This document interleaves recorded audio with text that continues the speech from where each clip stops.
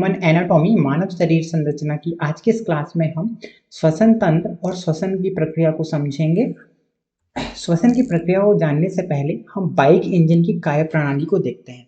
तो देखिए जैसे कि बाइक इंजन को कार्य करने के लिए फ्यूल की ज़रूरत होती है, पर फ्यूल होने से बाइक चलने नहीं लगती। तो फ्यूल का पहले दहन होता है और दहन के बाद बाइक चलना स्टार्ट करती है।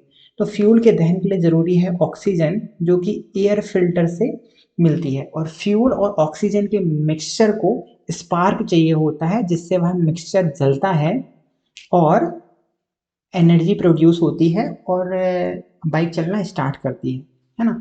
उसी प्रकार हमारे शरीर का जो ईंधन है वो है ग्लूकोज, और ग्लूकोज को जलने के लिए चाहिए ऑक्सीजन।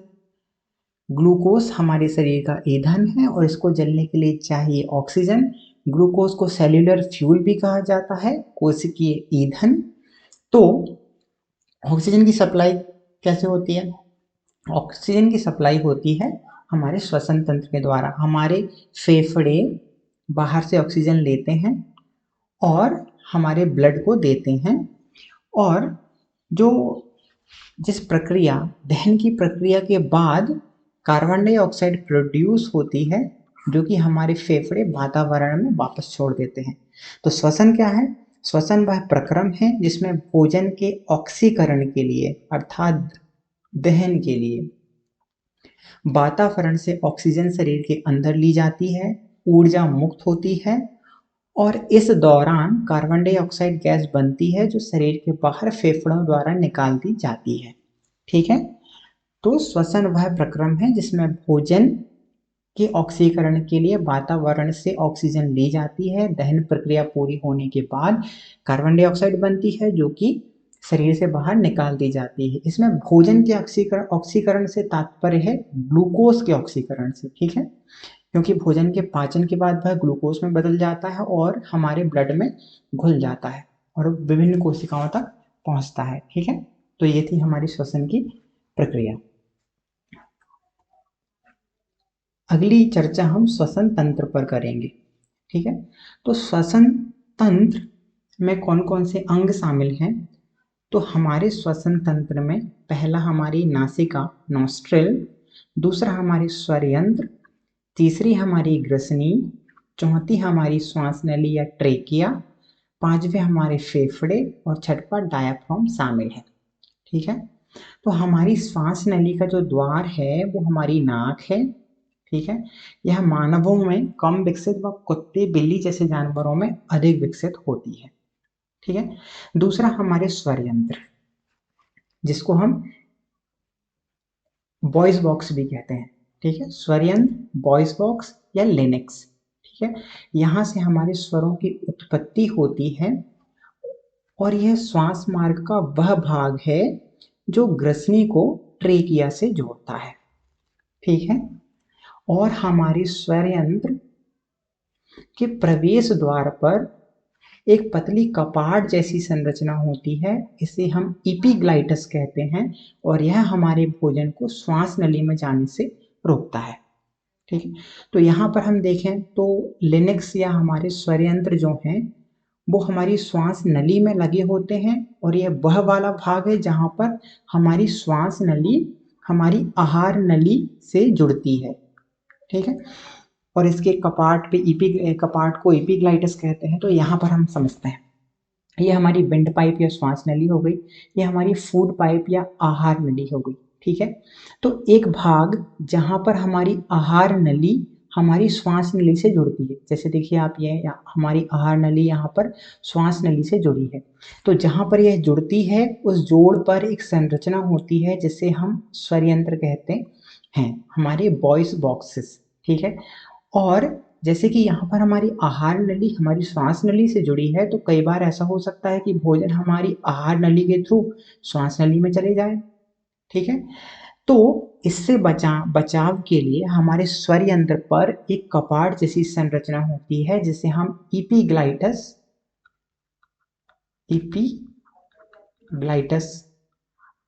कहते हैं, और इपिग्लाइटस जो है हमारे भोजन को आहार नली में जाने से रोकता है। ठीक है, तो ये हुआ हमारे स्वरयंत्र, इनको वॉइस बॉक्स कहा जाता है। यह हमारी आहार नली को श्वास नली या ट्रेकिया से जोड़ते हैं। स्वरयंत्र में एक कपाट जैसी संरचना पाई जाती है जिसे एपिग्लाइटिस कहते हैं, और यह हमारे भोजन को श्वास नली में जाने से रोकते हैं। दूसरा हमारी ग्रसनी हुई, तीसरी हमारी ग्रसनी हुई। तो ग्रसनी किसे कहते हैं? हमारी आहार नली और हमारी श्वास नली जिस स्थान पर एक दूसरे को क्रॉस करती है ना, हमारी आहार नली एवं हमारी श्वास नली जिस स्थान पर एक दूसरे को क्रॉस करती हैं, उस क्रॉसिंग पाथ को हम कहते हैं ग्रसनी। ठीक है, जैसे हमारी आहार नली और हमारी श्वास नली इस स्थान पर क्रॉस कर रही हैं तो इसको हम ग्रसनी कहते हैं। वैसे हमारी आहार नली और हमारी श्वास नली एक दूसरे से जुड़ी होती हैं, तो समझने के लिए ये डायग्राम सबसे बेहतर है। नेक्स्ट हमारी श्वास नली। तो श्वास नली जो है वो लगभग 11 सेंटीमीटर लंबी होती है, और श्वास नली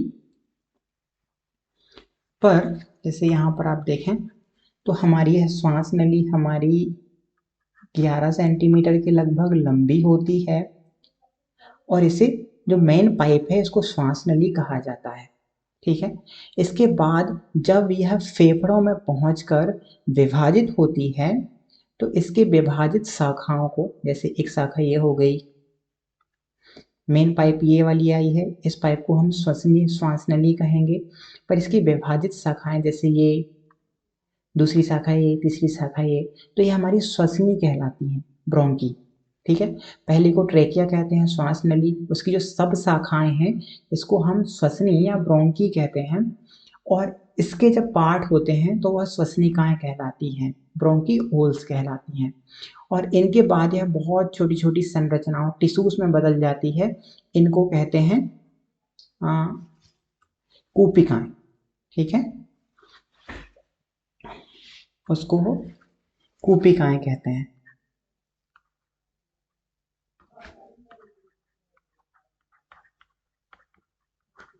ब्रोंकाइटिस कहते हैं ना, कूपिकाएं।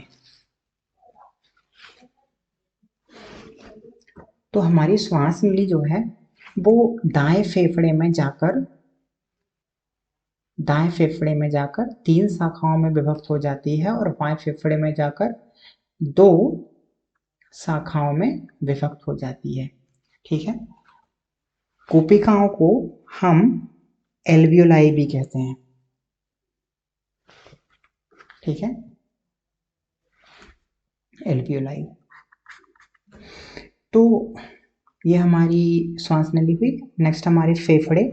तो फेफड़े थैली जैसी संरचनाएं हैं, स्पंज के थैली के समान संरचनाएं हैं, इनको वॉशरमैन ऑफ बॉडी कहा जाता है। दाएं फेफड़े का आकार व वजन हमारे बाएं फेफड़े से ज़्यादा होता है, और प्रत्येक फेफड़े में लगभग 300 करोड़ एल्वियोलाई पाई जाती हैं। 300 करोड़ एल्वियोलाई या कूपिकाएं पाई जाती हैं, जिनका अगर क्षेत्रफल देखा जाए तो लगभग 90 स्क्वायर मीटर होगा। ठीक है, प्रत्येक फेफड़ा एक झिल्ली से घिरा होता है, प्रत्येक फेफड़े एक झिल्ली से घिरे होते हैं जिसको प्लूरल मेम्ब्रेन कहते हैं। ठीक है, और एक समय में फेफड़ों के अंदर लगभग 4.5 से 5 लीटर